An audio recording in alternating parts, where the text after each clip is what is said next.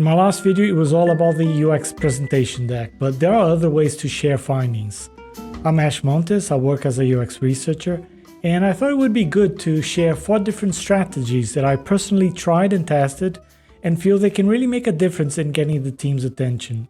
If you're wondering why it's worth considering alternative ways to share findings, let me let you in on a little secret. Not everyone is paying attention to UX presentations or rereading documents with our findings. So it's worth considering alternatives that would encourage curiosity, build rapport, and promote collaboration. Let's start with one that I've heard a lot of good feedback about. This is, in my first job as a researcher, my team came up with a bi-weekly newsletter. We called it the UX Coffee Break Quiz. It was sent out every other Friday during the morning, in that moment where people were itching to get their coffee. And this newsletter featured a design concept or research question, so just a little something to entertain people. Colleagues were asked to give their feedback via a polling system, a bit of an interaction there, and we would kind of compare their perspective with our customers' feedback. Sometimes we would ask teams before the actual results and share later what we found. So we use these newsletters as a stealthy way not only to share results from the research, but to get people curious about it, and it will allow different teams to have a better sense of the work that we were doing there. If you want to try it yourself, the biggest challenge is making sure the newsletter won't be seen as spam. So it depends on the company size and how much others in the team are willing to push for the idea. Nowadays, you can take this further and explore other formats like a podcast. You could team up with a coworker, maybe a fellow researcher or someone from the design team, and have a conversation/episode explaining the work done and the results found. Again, it could pique the interest of the wider company and help them see the value coming from the UX research. In fact, I'm sharing a link to an article about it down below. Okay, new company, new challenge. This time I was working with a number of developers who kind of tried to play the role of the customer, making a number of assumptions. Danger!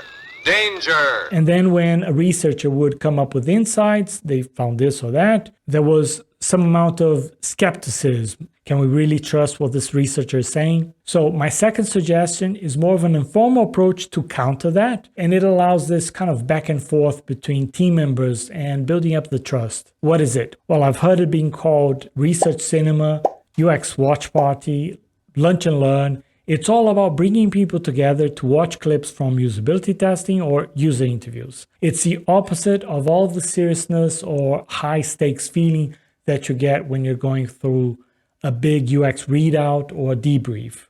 Here's how it works. You just book a meeting room and send out an email inviting people to join in. Then during the actual session, no need for much talking. It's about sharing the compilation of clips from the usability testing or the user interviews. That's it. The actual work does the talking. To make this happen, remember you have to talk it up, do a bit of marketing on the team's channel, see if you can generate some buzz. If you had an observer who attended the actual user sessions, see if you can get that person to help you out, inviting others and selling the value of watching these clips. Depending on the platform you use, they already have ways to edit these videos. It's pretty straightforward. Or if you don't have access to those, nowadays with QuickTime on Mac or the video editor on the Photos software from Windows, it's really hidden. But you can use it and it's super easy. You can create 2 show reels of 10 minutes each, show one collection of clips, have a break, another collection of clips. This allows people to watch, talk about what they've noticed, and then watch some more. The last 15 minutes can be more of a chat, allowing people to speak up about anything that they've noticed. Oh yes, it might sound silly, but don't forget to bring some snacks to keep people in the meeting room. Consider getting some popcorn or candy, just make it a fun experience. These initiatives are great not only for communicating research findings, but also for building relationships with the rest of the team. In my case, that was most successful when trying to get others who were not familiar with research and again, felt a bit skeptical about the quality of the work. Now, let me present a different scenario. Imagine you have some findings to share, but there are some people, maybe stakeholders, who are set in their ways, quite resistant to change or new ideas.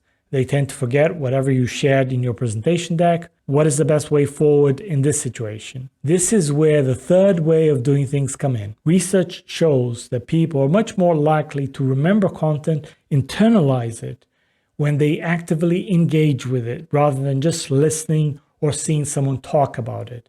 So how do you get the team to actively engage with research findings? A great way is to create a quiz. Let me introduce you to Kahoot, a tool used by teachers to get students active in the classroom competing with each other. Kahoot has a free tier that allows up to 8 or 9 people to try out at the same time. Basically, you set up the quiz on your desktop or laptop and then ask people to join the session using their mobile devices. The software is kind of engaging, and it's a light way to test the team's understanding of the research that was conducted. You can add a bit of a friendly competition to the mix. I've tried it myself. It's great fun. If you have strong MC powers, even better. You kind of make people feel committed to the competition. But there's more. But wait, there's more. Have you heard of pop-up art gallery?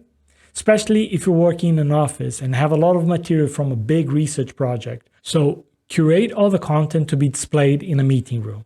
You can have one wall for the user, another wall for product interactions, and allow the team to walk in and soak it up. It's a bit like an immersive experience. Additionally, it sparks conversations and insights between team members. You have a product manager looking at some things that they haven't seen before. Maybe a developer starts talking to another developer about interesting things that they've noticed. It's a great opportunity, and it can be a great team building experience as well. If you decide to get others to help you create this exhibition, deciding which artifacts to include and how to arrange them in the space. I remember doing this with a product manager, and it was quite good to have these two different sources of info.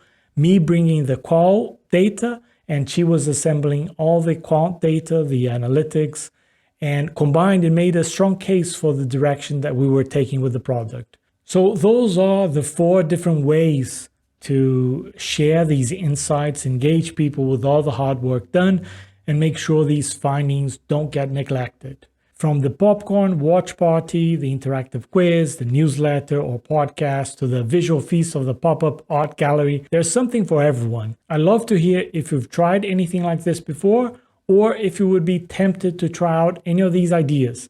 Let me know in the comments, and I hope you have some fun. There's more videos coming up, so feel free to subscribe, and I'll see you around.